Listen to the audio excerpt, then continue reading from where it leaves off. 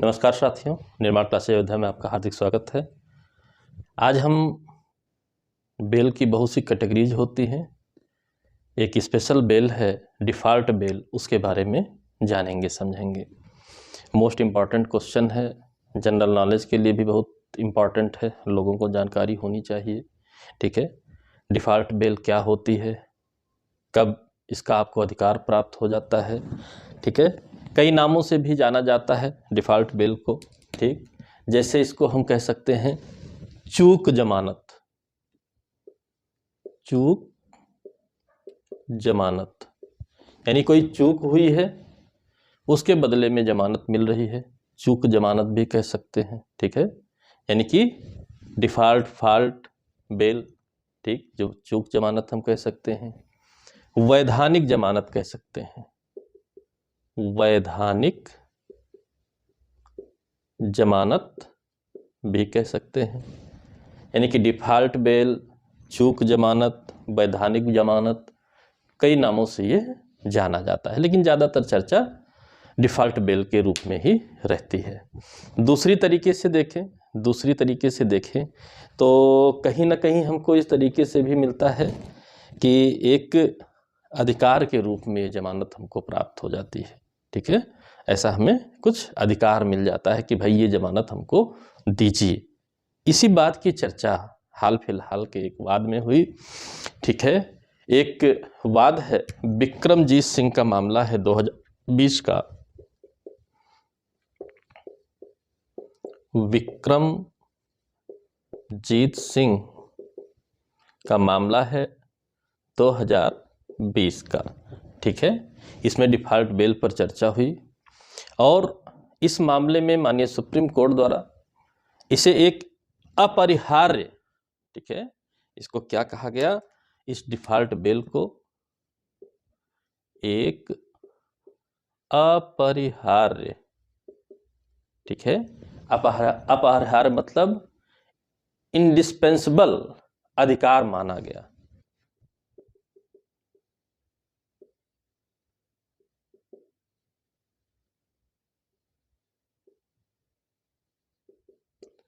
अधिकार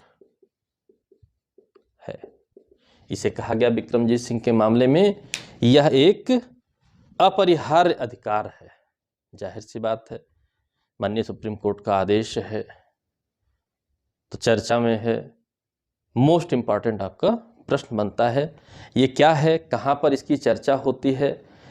जब हम सीआरपीसी पढ़ते हैं, ठीक है, जब हम सीआरपीसी पढ़ते हैं उसमें सेक्शन 167 का सेकंड क्लॉज पढ़ते हैं। ठीक है, सीआरपीसी में 167 का जो सेकंड क्लॉज है उसको जब हम पढ़ते हैं तो हमको ये मिलता है। अब आप भी जानते हैं 167 के सेकंड क्लास से कितने आपके प्रश्न कितनी बार आते हैं।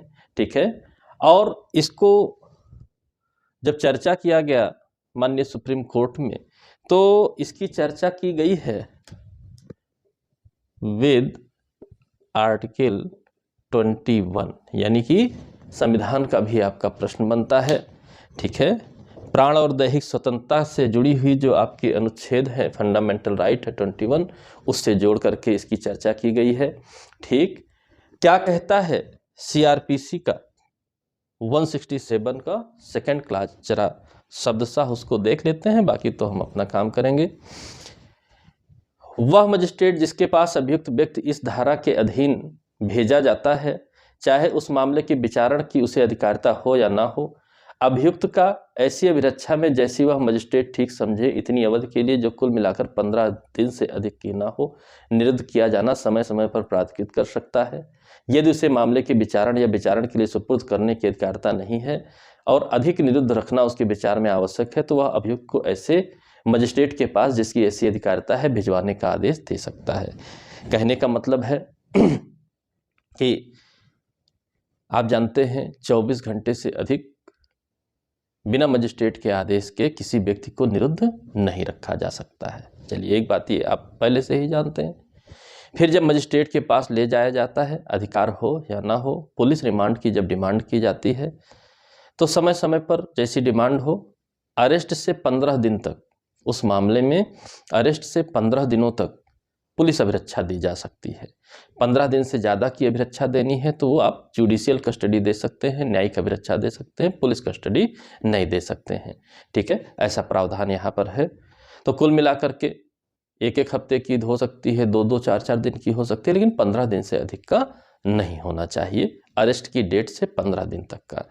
ठीक, अधिकारिता नहीं है तब भी कर सकता है, और जुडिशियल कस्टडी में भेजना है तो अधिकारिता वाले न्यायालय के पास भेज दिया जाएगा। फिर वो जिसके जुरिस्डिक्शन में मामला आता है जुडिशियल कस्टडी में भेज दे। अगर 15 दिन के अंदर की बात है तो पुलिस कस्टडी में भी भेज दे।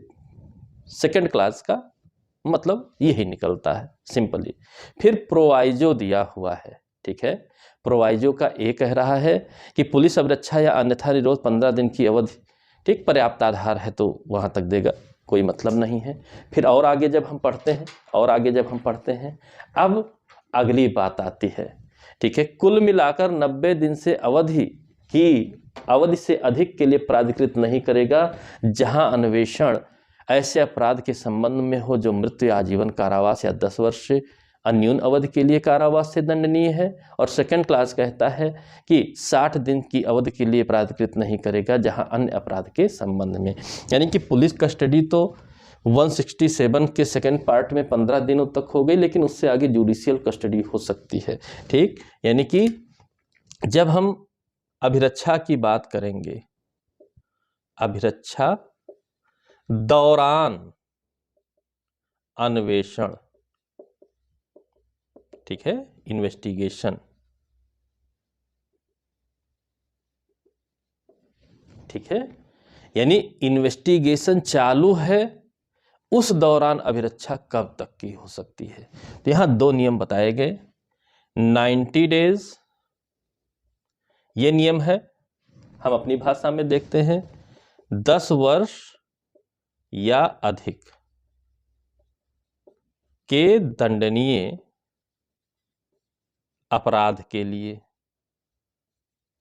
ठीक है, 10 वर्ष या अधिक यानी कि आजीवन कारावास हो सकता है, मृत्युदंड हो सकता है, उसके लिए, ठीक है, उसके लिए अगर दंडनीय अपराध का अभियोग लगाया गया है तो 90 दिनों तक, ठीक है, हो सकता है इन्वेस्टिगेशन के दौरान उसे कस्टडी में रखा जाए। और दूसरी लिमिट बताई गई है 60 डेज की। अदर मामले यानी कि 10 वर्ष से कम दंडनीय वाले, ठीक है, मामलों के लिए। अब यह क्या मतलब हुआ? तो बात यही आई, यहां पर जो कस्टडी है ये 2 तरीके की है, पुलिस और judicial. Police custody maximum 15 days, वो भी अरेस्ट से 15 दिनों के भीतर, और जुडिशियल कस्टडी के लिए यह नियम है। ठीक है, और ये कस्टडी किसकी बात हो रही है? ड्यूरिंग इन्वेस्टिगेशन, यानी अभी चार्जशीट नहीं आई है, चार्जशीट नहीं आई है, इन्वेस्टिगेशन जारी है, अभी अन्वेषण ही चल रहा है, चार्जशीट आ जाएगी तब नियम बदल जाएगा। ये चार्जशीट नहीं आई है, अभी इन्वेस्टिगेशन स्तर पर ही मामला है, तब के लिए है कि कोई भी व्यक्ति अन्वेषण के दौरान अगर गिरफ्तार किया जाता है तो अपनी गिरफ्तारी से अधिकतम 90 दिनों तक वो अभिरक्षा में, कस्टडी में रखा जा सकता है यदि 10 वर्ष या उससे अधिक का अभियोग हो, और 60 दिनों तक कस्टडी में रखा जा सकता है यदि 10 वर्ष से कम का मामला हो। इसके बाद अगर वह व्यक्ति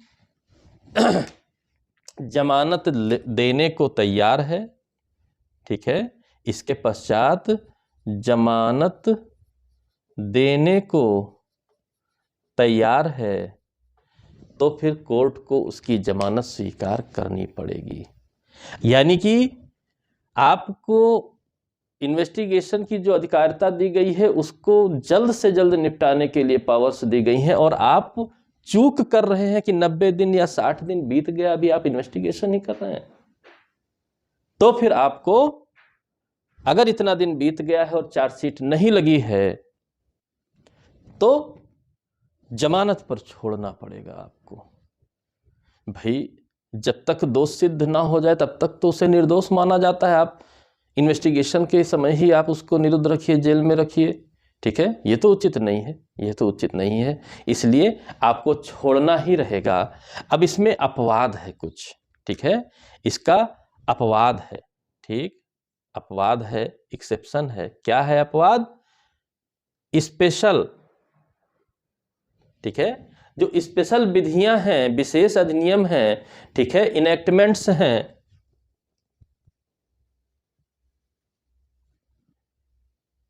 विशेष विधियां हैं,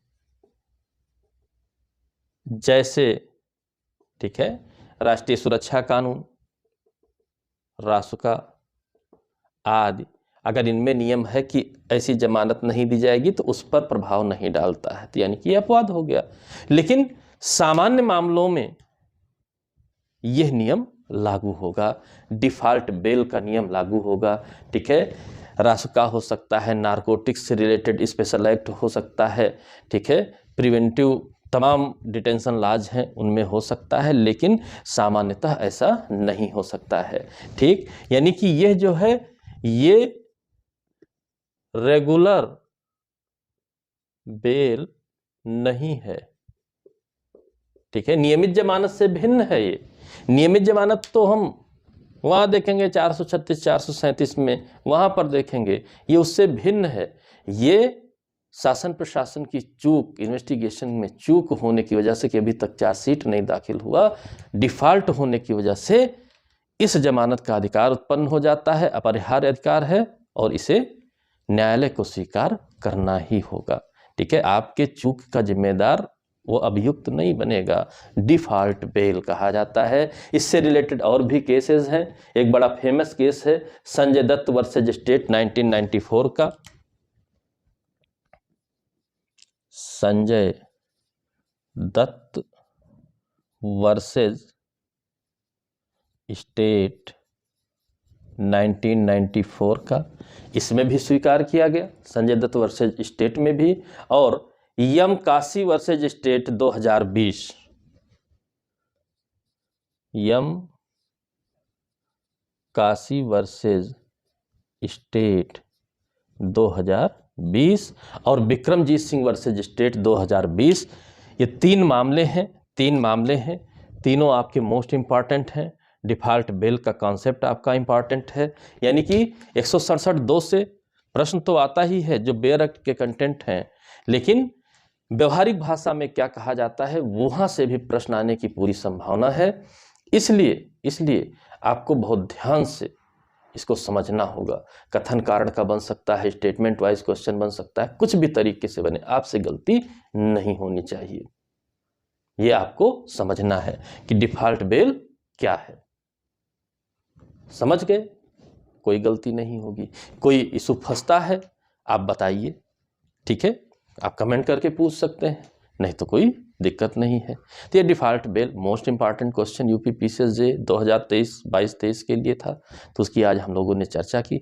धीरे धीरे प्रश्नों के आधार पर जो मोस्ट इंपॉर्टेंट हमारे प्रश्न बनते हैं, पिछली बार लोगों ने गलतियां की हैं, उसको विचार में रखते हुए हम लोग ऐसे ही वीडियोज़ में टॉपिक वाइज चीज़ों को कवर करते रहेंगे, ताकि अगली परीक्षा में हमको समस्या ना होने पाए। मिलते हैं अगले इशू में, तब तक के लिए जय हिंद, जय भारत, धन्यवाद।